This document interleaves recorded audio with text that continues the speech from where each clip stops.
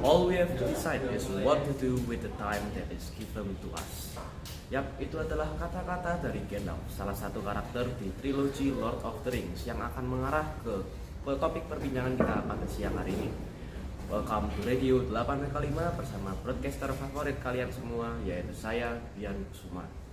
Nah, pada kesempatan kali ini saya akan ditemani oleh salah satu narasumber inspiratif, yaitu kakak kelas saya sendiri, Kak Kevin. Silakan perkenalan diri. Baik, perkenalkan nama saya Kevin Ariandina Sumanto. Saat ini saya bersekolah di SMA Negeri 3 Malang. Umur saya 17 tahun, kelas 12. Oke.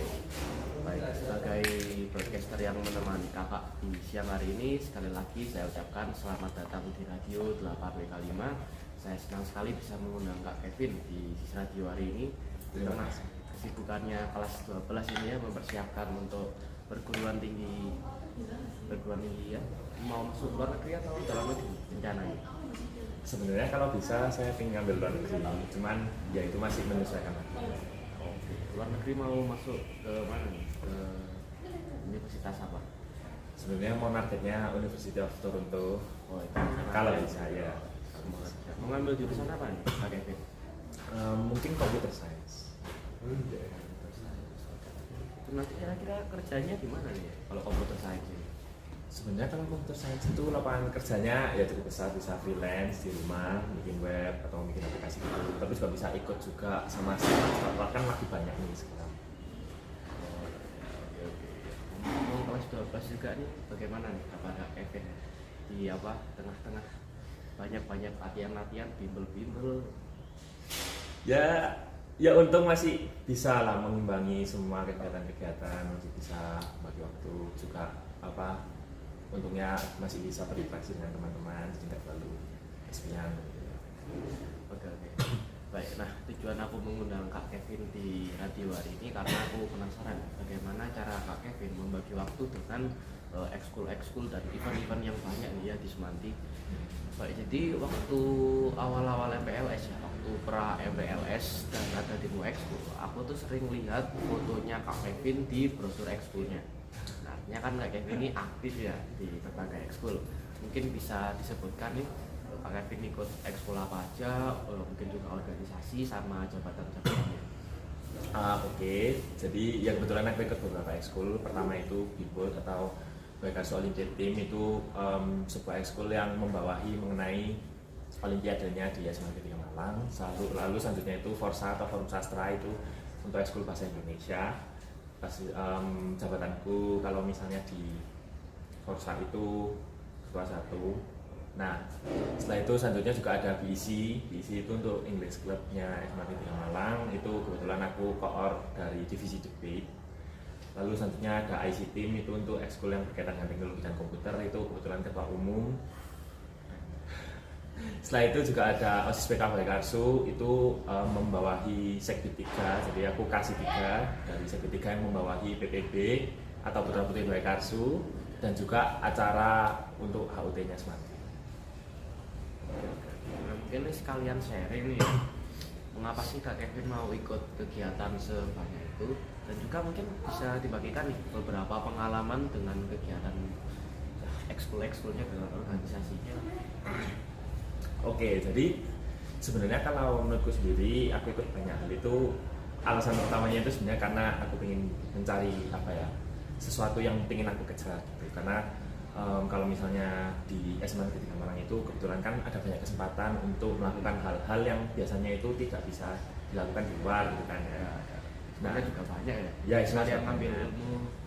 Sekalian ngambil ilmu, sekalian membangun pengalaman, sekalian membangun juga portofolio untuk mempersiapkan nanti di perguruan tinggi dan dunia kerja gitu kan. Nah, pengalaman-pengalamannya dengan ekskulnya, dengan organisasinya. Oke, jadi untuk pengalaman yang menurutku paling berkesan itu untuk pas daftar OSIS PK sih. Jadi awalnya itu aku masuk ke sini itu sendirian dari sebuah SMP yang tidak ada yang kenal, juga dengan online ya waktu itu. Iya, pas itu masuk online dari SMP yang tidak ada yang kenal, nggak ada apapun yang kenal dari sekolah ini awalnya. Bahkan aku tahu Semanti aja itu dulu itu dari nge-search di Google.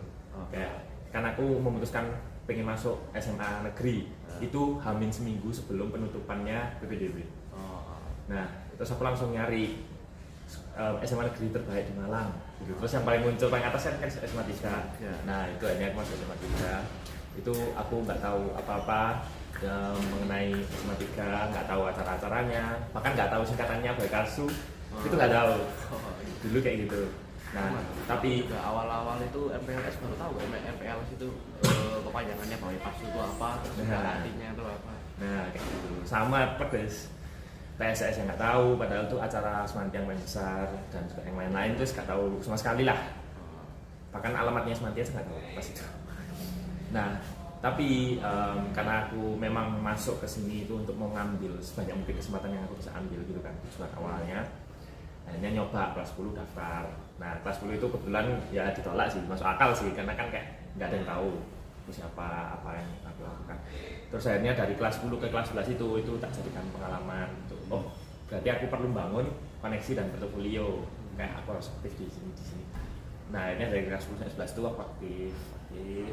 Terus ke 11 kelas 11 daftar lagi dan kebetulan mungkin dengan aku mau minta juga nih sharing pengalaman ini nih people kan kemarin aku dengar kalau nggak salah Kak Kevin ini salah satu siswa dari SMA 3 yang lolos OSN geografi tingkat nasional ya. Mungkin bisa sharing pengalamannya. Oke, kebetulan jadi kan kalau misalnya untuk OSN itu ada tingkatannya sekolah, kota, provinsi, nasional. Nah, kebetulan untuk tahun ini itu dari SMA Malang satu-satunya yang lolos ke nasional sebagai finalisnya itu cuma aku aja dari cabang geografi. Cuman masih apa ya sayang sekali di nasionalnya masih belum mendapatkan medal apa-apa. Cuman udah masuk ke nasional itu sudah menjadi sebuah apa ya pencapaian lah untuk aku sendiri. Tapi ternyata rezekinya itu ada di tempat lain gitu kan. Jadi untuk ASN sendiri itu ada kayak acara yang sampingannya itu untuk pemilihan duta. Nah ternyata aku terpilih jadi duta ASN. Keren. Itu nasional itu tadi. Ya itu untuk skala nasional dan semua bidang. Jadi dari semua anak yang ikut ASN itu cuma satu yang dipilih. Dan itu Kak Kevin. Ya. Keren sekali, benar-benar inspiratif ya. Oke, baik, ini jam sudah menunjukkan pukul 12 siang ya, waktunya kita untuk break, untuk isoma terlebih dahulu. Namun teman-teman jangan kemana-mana nih, karena nanti kita akan ada sesi 2 dari wawancara kita dengan Kak Kevin. Stay tune di Radio 8WK5 dan kami akan segera kembali. Welcome back to Radio 8WK5 dan kali ini kita akan melanjutkan sesi 2 dari wawancara kita dengan narasumber inspiratif kita, yaitu Kak Kevin. Baik, di sesi 2 ini aku mau memfokuskan ya ke tips-tipsnya nih dalam membagi waktu dengan event-event dengan ekskul yang banyak banget ya di Semandi ini. Mungkin Kak Kevin punya tips-tips tertentu, punya trik-trik dalam membagi waktu nih? Oke, jadi untuk topik ini sendiri itu aku juga melakukan apa ya beberapa research lah. Soalnya kan sebenarnya ada banyak hal yang bisa kita lakukan untuk mengepus produktivitas kita itu ke batas maksimal. Nah, beberapa yang aku sendiri terapkan itu paling pertama aku terapin itu adalah tentang priority order. Jadi kita itu kalau misalnya ingin menjadi produktif itu tentu harus ada skala prioritasnya. Nah, skala prioritasnya itu harus ditata dari awal dan harus ditepati gitu. Jadi kan mungkin awalnya itu mungkin nomor 1 sekolah misalnya, terus nomor 2 baru organisasi, nomor 3 keluarga gitu. Nah, itu gunanya apa? Gunanya itu nanti kalau misalnya pada suatu saat itu ada suatu acara yang bertabrakan, itu kamu itu bisa tahu untuk aku prioritasnya ini, berarti aku mendulukan ini dulu. Gitu.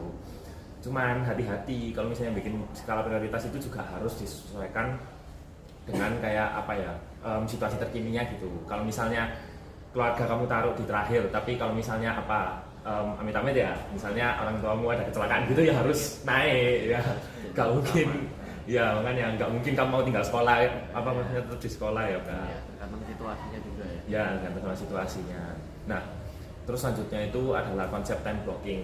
Jadi kalau misalnya pingin membagi waktu dengan bagus itu perlu ada time blocking. Nah time blocking itu konsep seperti apa. Kalau misalnya di kalender entah digital maupun manual ya, itu kan biasanya apalagi kalau kayak di Google Calendar Ya. itu kan ada pembagian waktu berdasarkan jamnya kan. Nah itu kalau misalnya kamu assign sebuah task di jam itu kan nanti dia ada kayak kotaknya gitu kan. Nah itu kalau bisa itu pada pagi hari atau kayak hari Minggu pada saat kosong itu coba buat time blocking untuk waktu seminggu ke depannya gitu. Nah gunanya itu apa? Jadi nanti kan kita itu sering kayak misalnya diajak pergi, kita ikut-ikut aja soalnya kita kayak merasa wah aku nggak ada apa-apa gitu kan. Iya. Nah Mau nganggur nih guys. ya, Gitu. makanya itu. Tapi dengan adanya time blocking itu kamu setiap kali lihat HP itu bisa lihat oh ini loh bener-bener kelihatan secara visual aku ada yang harus aku lakukan pada saat ini mulai dari jam ini sampai jam ini gitu.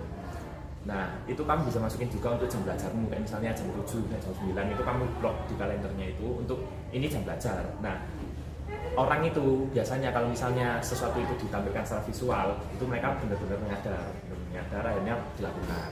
Nah itu. Terus mungkin yang terakhir trik yang bisa kalian lakukan itu adalah apa namanya? Kalau nggak salah itu namanya start first serve. Itu konsepnya itu gini. Jadi kan kita sering mengalami prokrastinasi yang jelas. Meskipun kita pakai time blocking, meskipun kita pakai banyak trik-trik psikologi, tetap prokrastinasi itu mesti tetap ada, aku juga gitu. Nah, tapi bisa kalian praktekkan triknya itu kayak gini. Misalnya kamu punya tugas untuk bikin artikel. Nah, kamu itu ngomong ke dirimu sendiri, ayo, aku cukup bikin satu kalimat aja. Nah, itu kan kayak sesuatu yang mudah. Itu bisa menipu otak kita untuk bangkit dan juga bikin. Nah, sedangkan biasanya kalau misalnya otak kita itu sudah mikir ke satu hal itu mesti fokus, akhirnya kita gak mungkin gitu loh cuman bener-bener sekalimat Ya pasti nanti pikirnya kemana-mana lagi. Mau Nah. lanjutkan ke kata ini, mau bikin lanjutkan ke peristiwa ini. akhirnya lama-lama kita ngetik awalnya niatnya cuma satu kalimat tapi ternyata udah jadi artikel ya gitu kan. Sering. Nah, aku juga pernah sih kayak gitu. Waktu suruh bikin naskah pidato, bikin ini tuh awalnya sih males-males ya. Terus niat mau bikin inilah, bikin awal-awalnya, bikin pembukaannya. Terus oh ya aku nggak tambah ini ya, tambah ini ya. Akhirnya aku lanjut, tahu-tahu udah selesai. Nah itu trik yang bisa kita lakukan untuk menipu otak kita lah. Oke. Pernah nggak Kak Kevin mengalami kendala nih dalam membagi waktu?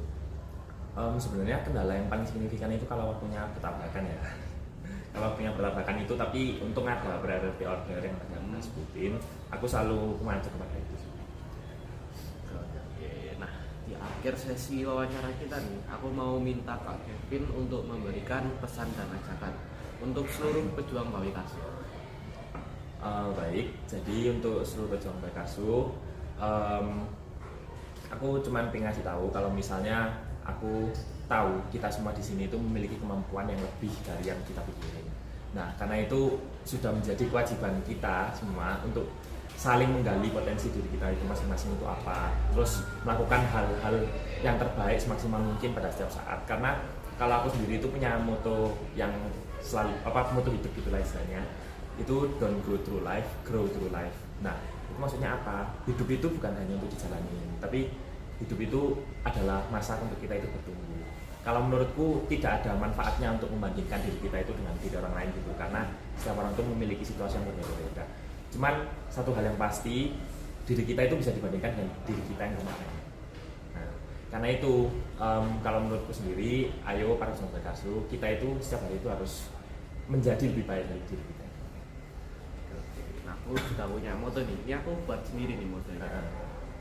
Jadi jangan terlena dalam kebahagiaan karena hidup selalu penuh dengan tantangan. Namun jangan terpuruk dalam kegagalan karena selama mau berusaha selalu ada harapan. Benar, keren.